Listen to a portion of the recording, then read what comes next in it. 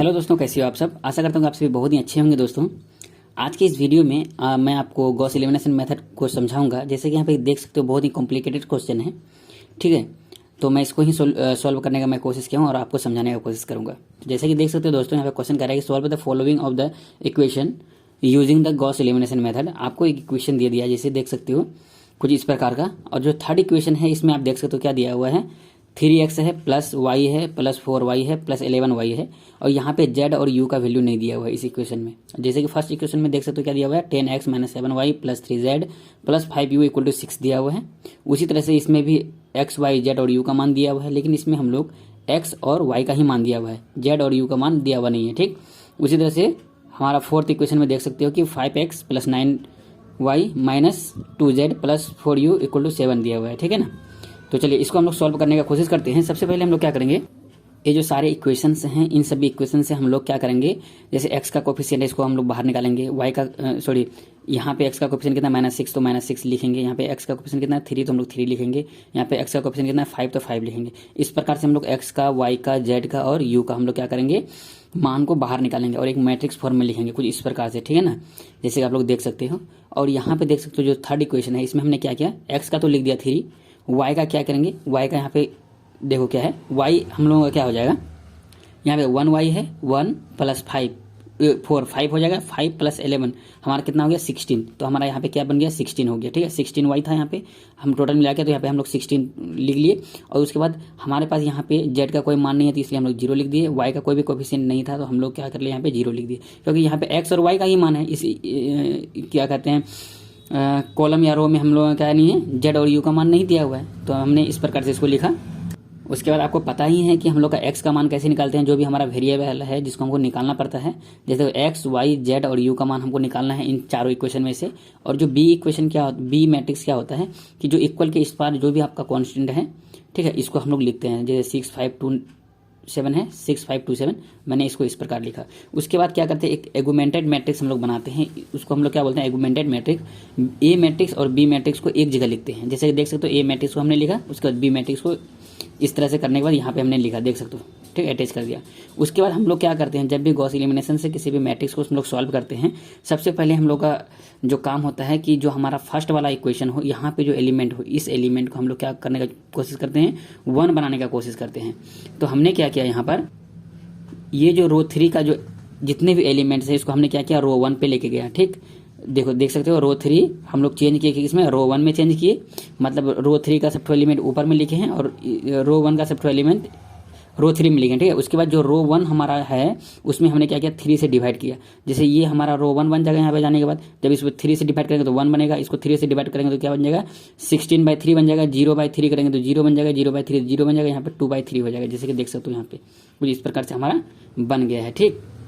बस हमने जो किया, जो ऑपरेशन ओनली हम लोग किस में लगाए, फर्स्ट हम लोग इसमें लगाए, रो में लगाए। उसके बाद जितने भी हमारा है, जैसे देख सकते हो ये जो हमारा सेकंड रो है, हमारा सेकंड रो का सेकंड रो जैसा है वैसे ही हो गया। और ये हमारा जो फर्स्ट रो को थर्ड रो में लेके आए थे, देख सकते हो यहाँ पे फर्स्ट रो को हमने थर्ड रो में इस प्रकार लिखा है। जो हमारा फोर्थ रो था, फोर्थ रो को जैसे था उसी तरह हमने लिखा है यहाँ पे, ठीक है।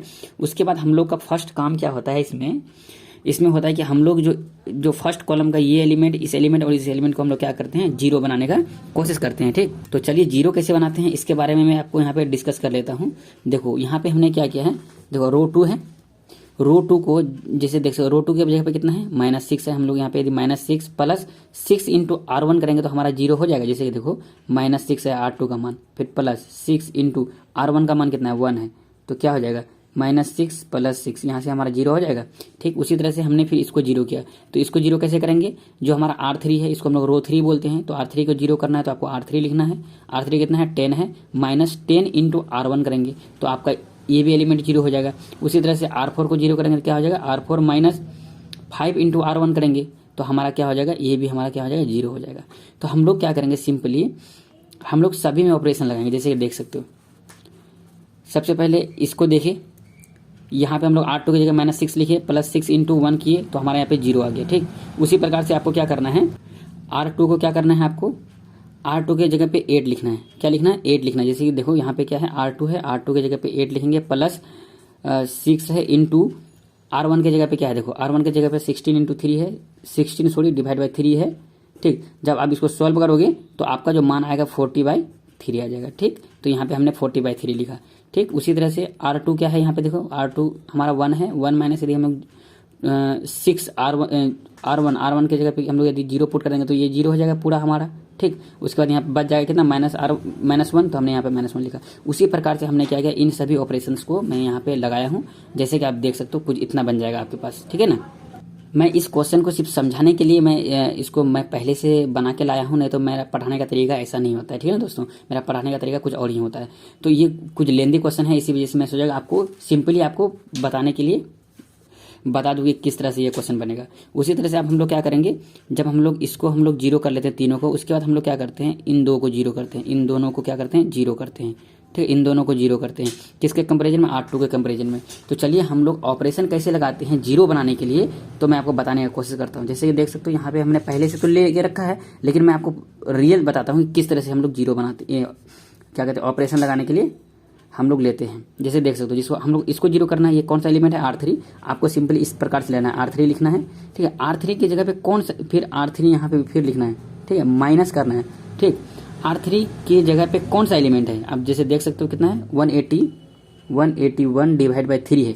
तो जैसे कि देख सकते हो यहाँ पे क्या है, माइनस में है, तो आपको यदि यहाँ पे आप माइनस लेते तो ये प्लस हो जाएगा। ठीक, समझ गए। उसके बाद क्या करते हैं हम लोग, किसके कंपेयर में करेंगे, R2 के कंपेरिजन में करेंगे। तो R2 की जगह पे क्या एलिमेंट है, उस एलिमेंट को लेना है, कितना है, 40 डिवाइड बाई 3 लेना है। उसके बाद ये R2 जो ले रहे हैं हम लोग, R2 इस प्रकार लिखेंगे। जब इसको सॉल्व करोगे तो कितना हो जाएगा, ये हो जाएगा, मैं ऊपर में ले लेता हूँ, ये R3 इक्वल टू इतना बन जाएगा, R3 प्लस ये क्या बन जाएगा दोस्तों, देखो 181 है डिवाइड बाई 3 है। जब ये ऊपर जाएगा तो पलट जाएगा, कितना हो जाएगा, 40 और 3 हो जाएगा, ये ऊपर चलेगा, 3 ऊपर चले जाएगा, 40 हमारा नीचे आएगा, तो 3 से 3 कट जाएगा। और उसके बाद ये यहाँ पे R2 है तो R2, तो देखो क्या बन गया, R3 equal to R3 plus 181/40 R2, R3 equal to R3 plus 181/40 R2। ठीक, तो हम लोग कुछ इस प्रकार से हम लोग क्या लेते हैं, ऑपरेशन लेते हैं। ठीक, उसी तरह से हमने R4 के लिए ऑपरेशन इतना लिया, तो अब इस पर देखो पुट करोगे ये दोनों 0 बन जाएगा। ठीक है, तो फिर उसी तरह से हमने क्या लिया, R4 के लिए ये इक्वेशन लिया, और ये ऑपरेशन आप लगाओगे मान पुट करके। जैसे कि देखो R3 की जगह पे हमेशा ये लिखना है प्लस 181/40, R2 की जगह पे ये लिखना है। उसी तरह से इसको जाना है 3 को, R3 की जगह पे 3 लिखना है प्लस 181/40 गुना R2 की जगह पे -1 लिखना है। उसी तरह से R3 की जगह 5 लिखना है, R2 की जगह पे -1 लिखना है। तो इस तरह से जब करोगे तो आपका मैट्रिक्स कुछ इस प्रकार से बन जाएगा। मैं आपको दिखाने की कोशिश करता हूँ, आपका जो है कुछ इस प्रकार से बन जाएगा दोस्तों। ठीक, जैसे कि देख सकते हो आपका ये दोनों क्या हो जाएगा, 0 हो जाएगा। ठीक है ना। जब ये दोनों 0 हो जाएगा तो जैसे कि देख सकते हो यहाँ पे आपका डायगोनल, ये होता है डायगोनल एलिमेंट। ठीक है, ये आपका क्या होता है, डायगोनल एलिमेंट। ठीक, ये जो डायगोनल है, ठीक, डायगोनल के नीचे वाला सभी एलिमेंट आपका क्या होना चाहिए दोस्तों, 0 होना चाहिए। तो जैसे कि देख सकते हो यहाँ पे हमारा 0 नहीं है। ठीक है, तो हमको क्या करना पड़ेगा, इसको 0 बनाने के लिए इस पर ऑपरेशन लगाना पड़ेगा। तो मैं आपको ऑपरेशन लगाने का क्या फॉर्मूला बताया, कैसे, जिसको 0 करना, जैसे इसको 0 करना क्या है, R4 है, R4 का एलिमेंट है, तो आपको सिंपली R4 लेना है। ठीक, तो R4 में से आपको माइनस करना है कितना, जितना एलिमेंट है कितना है, -187 है, तो माइनस है तो यहाँ पे प्लस हो जाएगा, 187 डिवाइड बाई 40 हो जाएगा। डिवाइड में क्या करना है, जिसके कंपैरिजन में करना है, तो हमको इसके ऊपर वाला कंपैरिजन में करना है, R3 के हमेशा कंपैरिजन में इस एलिमेंट को। तो कितना हो जाएगा, माइनस है यहाँ पे, तो माइनस प्लस फिर माइनस हो जाएगा, ये कितना हो जाएगा, 61/40 हो जाएगा, इंटू किसके कंपैरिजन में कर रहे हो, R3 के कंपैरिजन में कर रहे हो। ठीक, तो देखो ये क्या हो जाएगा, R4 equal to R4 minus क्या हो जाएगा, ये पलट जाएगा, ये पलट जाएगा तो क्या हो जाएगा, 187 divide by 40 Guna 40 divide by 61 हो जाएगा। ठीक, इंटू R3। तो यहाँ से देखो 40 से 40 कट जाएगा, तो यहाँ से आपका R4 का जो मान निकल गया क्या हो जाएगा, 187 डिवाइड बाई 61 R3। ये जब आप ऑपरेशन लगाओगे यहाँ पर तो ये एलिमेंट आपका 0 हो जाएगा। ठीक, बस हमको जब जिसको 0 बनाना है उसका तरीका सीख ले कि हमको इसको 0 कैसे बनाना है, उसके बाद ये एलिमेंट हमेशा चेंज होते रहेगा। तो देखो हमने R4 पे लगाना है, जैसे कि यहाँ पे देख सकते हो सेम ही आया है। ठीक, तो जब हम लोग R4 पे लगाएंगे तो जो भी हमारा R1 R2 R3 का एलिमेंट है सब सेम रहेगा। जैसे देख सकते हो हमारा सब सेम एलिमेंट है, कोई भी चेंज नहीं है, ओनली हमारा क्या होगा, R4 पे चेंज होगा। तो जैसे कि देख सकते हो ये हमारा 0 बन गया। जब आप क्या रखोगे, 187 रखोगे R4 की जगह पे, -187/61 इंटू R3 की जगह पे आप इतना मान रखोगे तो आपका ये 0 बन जाएगा। उसी तरह से आप क्या कितना रखोगे, R4 की जगह पे इतना रखना है तो R4 के जगह पे जब आप इतना रखोगे फिर -187/61 इंटू R3 की जगह पे जस्ट इसके ऊपर वाला एलिमेंट रखना है। ठीक, तो इस तरह से करोगे तो आपका कुछ मान इस प्रकार निकल जाएगा और ये इस तरह का निकल जाएगा। ठीक है, जैसे कि देख सकते हो आपका जो ये डायगोनल है इसका सभी नीचे का एलिमेंट आपका 0 हो चुका है। तो आप क्या करोगे, जैसे देखो अब बहुत ही आसान है दोस्तों। अब क्या करोगे, देखो ये जो एलिमेंट है ये किसके लिए, यू का एलिमेंट है, ये क्या है जेड का जितना भी कोफिशिएंट है इसको लिखे थे। यहाँ पे क्या है वाई का जितना भी कोफिशिएंट है यहाँ पे लिखे थे हम लोग, एक्स का जितना भी कोफिशिएंट हम लोग यहाँ पे सबको लिखे थे। ठीक है, तो देख सकते हो एक्स का मान 0 है, वाई का भी मान 0 है, जेड का मान 0 है और यू का मान कुछ इतना है। तो हमने क्या किया यहाँ पर जो यू का है तो हमारा कितना यू है 20/41 यू है इक्वल टू हम लोग कितना लिखेंगे, इतना लिखेंगे 4093/488 इस प्रकार से लिखोगे तो यहाँ से आपका यू का मान निकल जाएगा 0.2506। ठीक, उसी तरह से आप क्या करेंगे, हम लोग ये 4th रो को देख लिए, अब इसको देखना है। यहाँ पे जेड का मान है और यू का मान है ना, तो आपको क्या लिखना है -61/40 जेड फिर -131/10 ये क्या होगा यू हो जाएगा इक्वल टू 999/40 लिखना है। ठीक है, जैसा कि यहाँ पे देख सकते हो मैंने यहाँ पे लिखा है। ठीक, तो जब यहाँ पे इस तरह से लिखोगे तो आपका यू का मान कितना आया है दोस्तों, यू का मान आया है 0.2506। यहाँ पे आप पुट कर देना, जब पुट कर दोगे तो यहाँ से आपका जेड का मान निकल के आ जाएगा -18.529। ठीक, उसी प्रकार से दोस्तों यहाँ पे देखो ये कितना का एलिमेंट है, वाई वाला टर्म है, एक्स वाला तो 0 है तो 40/3 वाई हो जाएगा माइनस ये क्या हो जाएगा -जेड -4u इक्वल टू 17/3 हो जाएगा। ठीक है, तो आपको कुछ इस प्रकार से यहाँ पे लिख लेना है।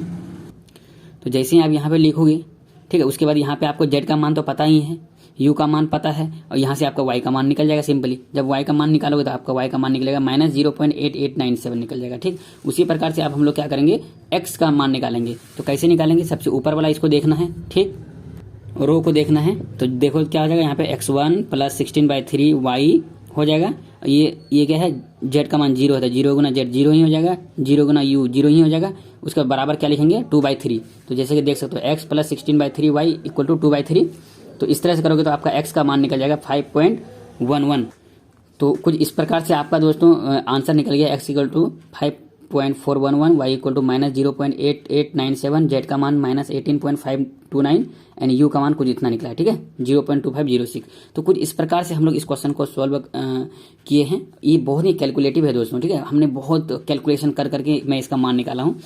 तो आपको पता ही है कि आप मतलब कि कैलकुलेटर का यूज कर ही सकते हैं आप एग्जाम में, तो कोई दिक्कत नहीं है। आप सिंपली साइंटिफिक कैलकुलेटर लेके जाइए, आप मान पुट करके बनाते जाइए। ठीक है, आशा करता हूँ यह वीडियो आपको बहुत ही बेहतरीन लगा होगा। यदि अच्छा लगा हो तो please like share and subscribe करना। मिलते हैं नेक्स्ट वीडियो में, तब तक के लिए जय हिंद जय भारत।